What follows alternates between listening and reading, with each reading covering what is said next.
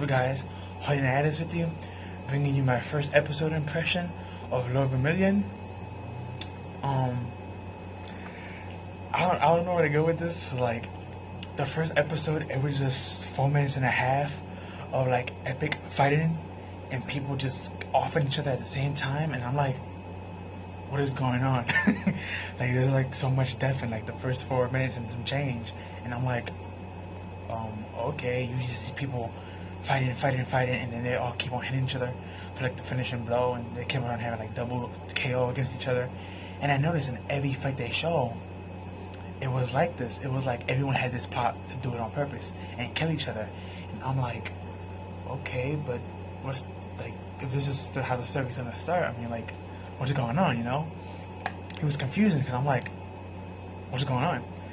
But episode keeps going. After that whole 4 minutes and like a half of epicness, we finally get to the opening.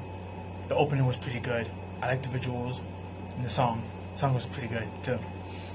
And after all that, we get to a dojo and we see two guys practicing kendo. And after they finished practicing kendo, we got to the main character. His name is Shiro. And we see his friend also, Katetsu. They talking or whatever. And his friend wants him to compete in some type of tournament, but he passes. So then he makes breakfast for the family. You know, his friend Katetsu makes some jokes or whatever about, you know, how about you stay here and you be the wife and you be in charge of the dojo and I be the assistant and something like that. And it was meant to be like a old like type of joke. It was kind of weird, but yeah, Japanese jokes are sometimes like that. I mean, I'm not Japanese, so like I didn't really like think it was funny or catch on to it. But for those that do know about it or are, then you'll probably understand that meaning more better than I do. But it was pretty good. That, you know, that conversation. Then we found out that Shio is looking for an apartment because he wants to move.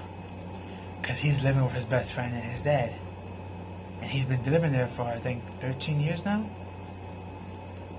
Or somewhere around that, supposedly. Half of that. So, and we didn't get a backstory of why.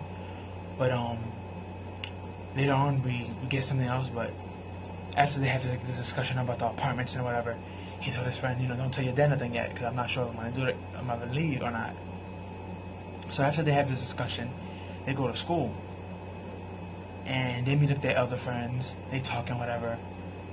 And when they go to leave inside the school, we see this chick with long black hair look at them with a sad face.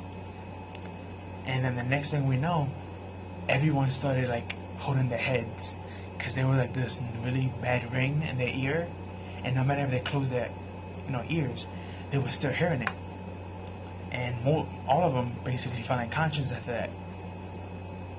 Then after that, we see him in like this dream world type of place, and he's sitting down like on a throne, with all these like gold castles around or whatever, and like painted figures. And we see this little girl with long blonde hair and a mask, all gold and black. Her name is Dukes. And she comes in and she states some Shakespeare poem to him, and he catches on because he likes Shakespeare, so he knew it. And then later on she said something else, and he was like, what do you mean? And she was like, well, I'm just monologuing your inner thoughts to yourself. And she tells him some other stuff about how the string of fate makes everything live and die and be born and stuff like that. And they have that discussion in the dream world. Then he wakes up. He wakes up in the hospital, Shiro, and we meet two more characters. We meet the doctor, Akaya, and his assistant, Sakiyami. We met them. And it was funny because Sakiyami, she's sarcastic, the assistant, and she was like, do you have amnesia? Do you memorize yourself? Memorize yourself? And he was like, yeah, I'm blah, blah, blah. I'm sure I go to this school, his age and stuff. And she's like, okay, that matches your ID. Then she started saying something, and he asked her, where are we? And she hits him. And she's like, that's impolite to talk when someone else is talking. Then the doctor states, well, it's impolite to hit somebody. And she was like, oh, shut up, Minnie. So that was like a little comic relief right there. But yeah, he wakes up and he realized that Tokyo, where this is taking place at, is covered in red mist and like thorn plants everywhere. And no one can leave the city and no one can come in the city. So, and then his friends comes in the room, they start talking, whatever. They have this whole conversation. Then they're about to leave. They do leave, but before they get to catch a taxi to go back home, a news reporter stopped them. I forgot his name of the news reporter, but his assistant. But apparently they know something of Shiro from 13 years back. And Shiro went from being nice and calm and collective, which we've seen him being like that through the whole episode, to being like super, super angry. So there's like more questions than answers, but this is the first episode, so it's supposed to be like that to make you intrigued.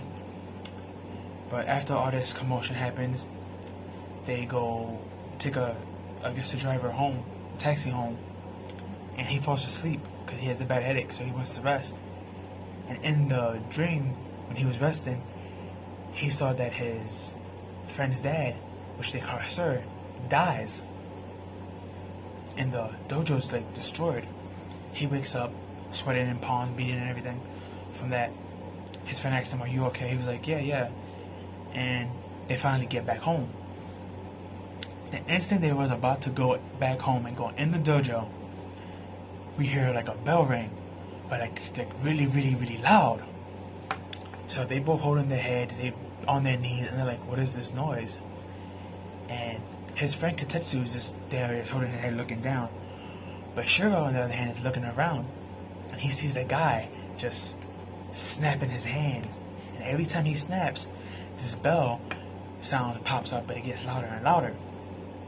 So, and while this is going on, the chick with the long black hair that was looking at Shiro earlier when they was in school, she pops up behind this guy, but she doesn't face the direction of Shiro. So either she's embarrassed or she doesn't want to do this or she's being forced or whatever, but yeah. And then the next thing we know, a monster pop out the dojo breaking it. And the monster is basically the dad, Sir, Kitetsu's dad. And he becomes like this four-armed monster with swords, which I have in the thumbnail. He becomes that. And Shiro decides to fight it with a piece of stick that fell off from the, the dorm, the dojo branch. And I'm like, okay, I don't know what you're gonna do with that, but he actually does pretty good until he gets sliced almost in half. But after he gets sliced in half, like not all the way, but it's like the blade is like stuck right here. We see another panel of another girl with glasses and blonde hair hiding in the corner watching all this. So we have all these people watching about 4 or 5 people watching them so far that we noticed, or that I don't notice. And that's when his powers activate. And we don't get to see what his power is, but in the first 4 minutes in the beginning of the episode, we saw what his power was. So it's most likely going to be that again. But that's where the episode ends, and it was a pretty good episode. It's like I said, there's more questions than answers, but it is the first episode, and if I'm not mistaken, I believe this is supposed to be a reality game action fantasy based story. So, but I don't see none of them getting teleported into a game.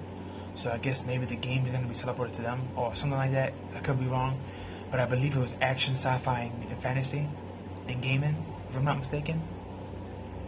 That's the categories this is in. So, but yeah, it was really good. I liked it. I'm gonna continue to review this and watch it. But if y'all seen it, please tell me please tell me your thoughts and comments in the description below. Please like and subscribe and share. And yeah, just tell me what you thought about it, and I see you on the next one. Holyknight.